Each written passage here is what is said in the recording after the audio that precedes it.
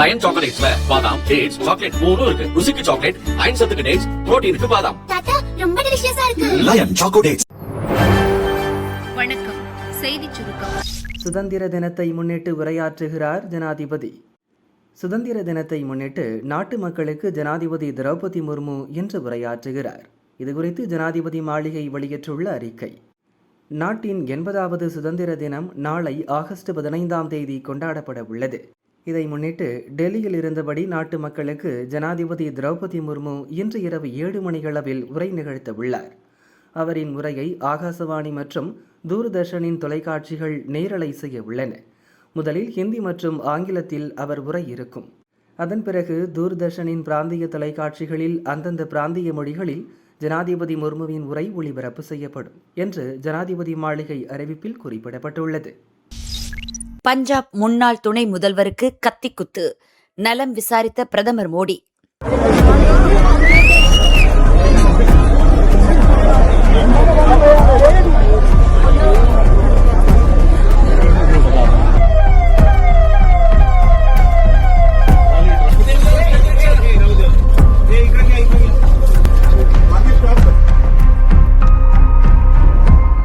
சிரோன்மணி அகாலி தளம் தலைவர் சுக்பீர் சிங் பாதல், பஞ்சாப் முன்னாள் துணை முதல்வர், குடும்பத்துடன் மகாராஷ்டிரா நண்டட் பகுதியில் உள்ள குருத்வாராவுக்கு வந்தார். அப்போது ஒரு நபர் திடீரென கத்தியுடன் சுக்பீர் சிங் மீது தாக்க பாய்ந்தார். பாதுகாப்பு அதிகாரிகள் தடுத்தனர். அதையும் தாண்டி சுக்பீர் சிங் கையை கத்தி கிழித்தது. தடுக்க முயன்ற இன்ஸ்பெக்டருக்கும் கையில் லேசான காயம் ஏற்பட்டது. மருத்துவமனையில் சுக்பீர் சிங் அட்மிட் செய்யப்பட்டார். தாக்குதல் நடத்தியவரை பாதுகாப்பு படையினர் மடக்கி பிடித்து போலீசில் ஒப்படைத்தனர்.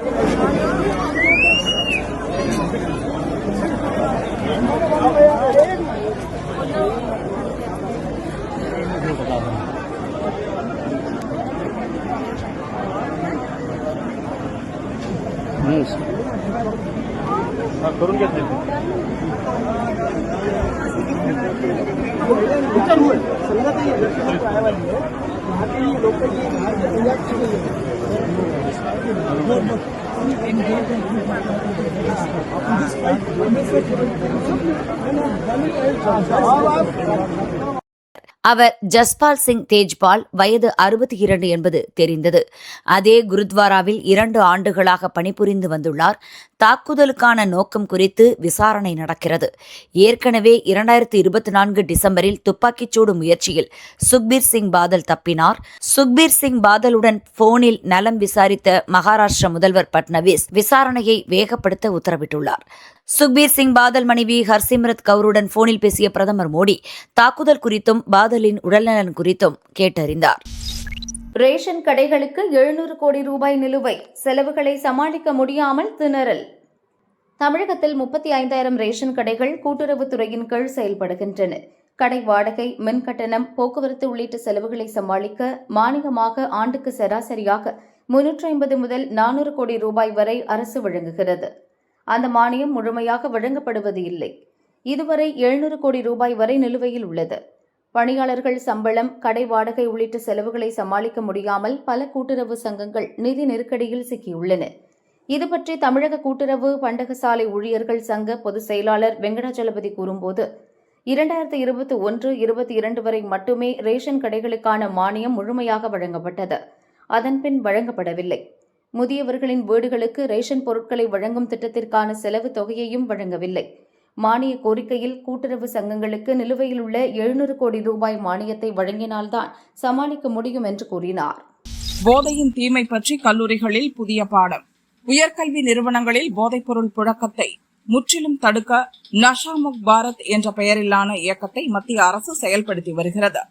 அதன்படி கல்லூரிகளில் இளநிலை மற்றும் முதுநிலை பாடத்தில் போதைப் பொருளால் ஏற்படும் தீமை மற்றும் அதை தடுப்பதற்கான வழிமுறைகள் குறித்த பாடத்திட்டங்களை சேர்க்க மத்திய கல்வித்துறை திட்டம் உள்ளது. தேசிய கல்விக் குழுவின்படி இதற்கான வரைவு பாடத்திட்டம் உருவாக்கப்பட்டுள்ளது. அதன்படி 6 பிரிவுகளாக வரைவு பாடத்திட்டம் வகுக்கப்பட்டுள்ளது. போதைப் பொருள் பயன்பாட்டால் ஏற்படும் தீமை, அது குறித்த சட்டம், விழிப்புணர்வு அடங்கிய வரைவு பாடத்திட்டம் அறிமுகம் செய்யப்பட்டுள்ளது. இதுகுறித்து ஆசிரியர்கள், மாணவர்கள், துறைசார் வல்லுநர்கள், பொதுமக்கள் diksha.ugc@nic.in என்ற இணையதளத்தில் அடுத்த 15 நாட்களுக்குள் தங்கள் கருத்துக்களை பதிவு செய்யலாம் என பல்கலை மானிய குழுவான யுஜிசி அறிவித்துள்ளது. தலைமை செயலகத்தில் சுற்றும் இடைத்தரகர்கள் முதல்வரின் தனிப்பிரிவில் மனு அளித்தால் தீர்வு கிடைக்கும் என்ற நம்பிக்கையில் தினமும் நூற்றுக்கணக்கானோர் தலைமைச் செயலகம் வருகின்றனர். அதிலும் விஜய் முதல்வரான பின் கடந்த 3 மாதங்களாக அந்த எண்ணிக்கை அதிகரித்து வருகிறது. சராசரியாக ஒரு நாளுக்கு 500க்கும் மேற்பட்ட மனுக்கள் வருவதாக தெரிகிறது. அவர்களுக்கு உதவும் வகையில் மனு எழுதி கொடுப்போரும் அதிகரித்துள்ளனர். தலைமை செயலகம் எதிரே உள்ள பூங்காவில் அமர்ந்து மனு எழுதி கொடுக்கின்றனர். மனு எழுதி தருவோர் மத்தியில் புதிதாக இடைத்தரகர்கள் முளைத்துள்ளனர். அதிகாரிகளை தங்களுக்கு நன்றாக தெரியும் என்றும் அவர்களிடம் மனுவை நேரடியாக தந்து பிரச்சனையை தீர்த்து வைப்பதாக கூறி 1000 முதல் 1500 ரூபாய் வரை பணம் வசூல் செய்கின்றனர். முதியோர், மாற்றுத்திறனாளிகளை குறிவைத்தே இந்த ஏமாற்று வேலை நடக்கிறது. இவர்கள் மீது நடவடிக்கை எடுக்க வேண்டுமென விவரம் அறிந்தவர்கள் கோரிக்கை விடுத்துள்ளனர். 238 ஏசி மின்சார ரயில் தயாரிப்பு பணி தீவிரம். நாட்டு மக்களின் போக்குவரத்து தேவையை பூர்த்தி செய்யும் வகையில் புறநகர் மின்சார ரயில் சேவையை மேம்படுத்த கூடுதல் ரயில் பாதைகள் அமைப்பது, கூடுதல் ரயில்களை இயக்குவது, புறநகர் ரயில் நிலையங்கள் அமைப்பது உள்ளிட்ட பல்வேறு பணிகள் வேகம் எடுத்துள்ளன. சமீப காலங்களில் வெயில் காலங்களில் வெப்பத்தின் தாக்கம் அதிகரித்துள்ளதால் மும்பையில் இயக்கப்படும் புறநகர் ஏசி மின்சார ரயில்களில் கூட்டம் அலைமோதுகிறது. இங்கு ஏசி மின்சார ரயில்களின் தேவையும் அதிகரித்துள்ளது. சென்னையில் ஏசி புறநகர் ரயில் இயக்கப்பட்டாலும் அதில் தற்போதைக்கு பெரிய அளவில் கூட்டம் இல்லை. எனினும் மும்பையைப் போல் சென்னை, ஹைதராபாத், பெங்களூரு, கொல்கத்தா நகரங்களிலும் ஏசி புறநகர் ரயில் சேவையை மக்கள் ஆதரிக்க வாய்ப்புள்ளது. மும்பை மக்களின் தேவை மற்றும் பிற நகரங்களின் எதிர்கால தேவை கருதி 2030க்குள் 238 ஏசி மின்சார ரயில்களை தயாரிக்க ரயில்வே நிர்வாகம் இலக்கு நிர்ணயித்துள்ளது. இதற்கான தயாரிப்பு பணிகள் சென்னை ICF மற்றும் பஞ்சாப் மாநிலம் கபர்துல்லா, உத்தரப்பிரதேசத்தின் ரேபரேலி ஆகிய 3 இடங்களில் நடக்கும் என ரயில்வே அதிகாரிகள் கூறினர். தொழிலாளர்கள் 6 பேர் சடலமாக மீட்பு. உத்தராகண்ட் மாநிலம் சமோலி சுரங்கப்பாதையில் 18 தொழிலாளர்கள் பணியாற்றி கொண்டிருந்தனர். அப்போது சுரங்கத்தில் தண்ணீர் பெருக்கெடுத்து ஓடியது. தண்ணீரின் வேகத்தில் தொழிலாளர்கள் அனைவரும் சுரங்கத்தின் நுழைவு வாயிலுக்கு அடித்து செல்லப்பட்டனர். அதில் 8 பேர் மீட்கப்பட்ட நிலையில் 8 பேர் சிக்கிக் கொண்டனர். சம்பவ இடத்திற்கு விரைந்த மாநில மற்றும் தேசிய பேரிடர் படையினர் நீண்ட நேரம் போராடி மீட்பு பணி மேற்கொண்டனர்.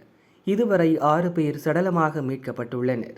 மாயமான 2 பேரை மீட்கும் முயற்சி தீவிரமாக நடந்து வருகிறது. மேலும் 14 பேர் காயமடைந்துள்ளனர். இவர்கள் சிகிச்சைக்காக மருத்துவமனையில் அனுமதிக்கப்பட்டுள்ளனர். ஆசையா தான் இருக்கு, சட்டத்தில் இடமில்லையே. மனம் திறந்து பேசிய அமெரிக்க அதிபர் டிரம்ப். அமெரிக்காவின் பிரபல தொழிலதிபர் டொனால்ட் டிரம்ப் 2017 நடந்த அதிபர் தேர்தலில் வென்று அந்நாட்டின் 45வது அதிபராக பதவியேற்றார். அடுத்த 4 ஆண்டுகளுக்கு பின் நடந்த பொது தேர்தலில் ஜோ பைடனும் தோல்வியடைந்தார். மீண்டும் 2025 நடந்த தேர்தலில் வென்று 2வது முறையாக அதிபரானார் டிரம்ப். அமெரிக்க சட்ட திட்டங்களின்படி ஒருவர் அதிகபட்சம் 2 முறை மட்டுமே அந்நாட்டு அதிபராக பதவி வகிக்க முடியும். 2028 உடன் டிரம்பின் பதவிக்காலம் நிறைவடைய உள்ள நிலையில் நீங்கள் 3வது முறை அதிபராக முயற்சிப்பீர்களா என பத்திரிகையாளர்கள் கேள்வி எழுப்பினர். அதற்கு டிரம்ப் சுவாரஸ்யமாக பதிலளித்தார். 3வது முறை அமெரிக்க அதிபராக வேண்டும் என்ற ஆசை எனக்கு உள்ளது. என்னை சுற்றியிருக்கும் பலர், என் நலன் விரும்பிகள் என அனைவரும் என்னிடம் இதே கேள்வியை தான் கேட்கின்றனர். நான் மீண்டும் அதிபராக வேண்டும் என்பது அவர்களின் விருப்பமாகவும் இருப்பதால் அப்படிப்பட்ட கேள்விகளை தொடர்ந்து எழுப்பி வருகின்றனர். ஆனால் அமெரிக்க சட்ட திட்டங்கள் மிகவும் கடுமையானவை. அந்நாட்டு சட்டத்தின்படி ஒருவர் 2 முறை மட்டுமே அதிபர் பதவி வகிக்க முடியும். யார் ஆசைப்பட்டாலும் தற்போதைய சட்ட விதிகளின்படி அது சாத்தியமில்லை. அமெரிக்க சட்டம் மிகவும் வலுவானது என டிரம்ப் பதிலளித்துள்ளார். வெளிநாடுகள் மீதான வரி விதிப்பு, பிற நாடுகள் மீதான போர், மத்தியஸ்தம் என பல்வேறு அதிரடி நடவடிக்கைகளில் ஈடுபட்டு வரும் டிரம்ப் தான் மீண்டும் அதிபராக வேண்டும் என்பதற்காக அந்நாட்டு சட்டத்தில் திருத்தம் கொண்டுவர திட்டமிட்டுள்ளதாக சில தினங்களாக தகவல்கள் வெளியாகி வருகின்றன. இந்த சூழலில் டிரம்ப் இப்படி பேசியிருப்பது அமெரிக்க அரசியலில் பரபரப்பை ஏற்படுத்தியுள்ளது.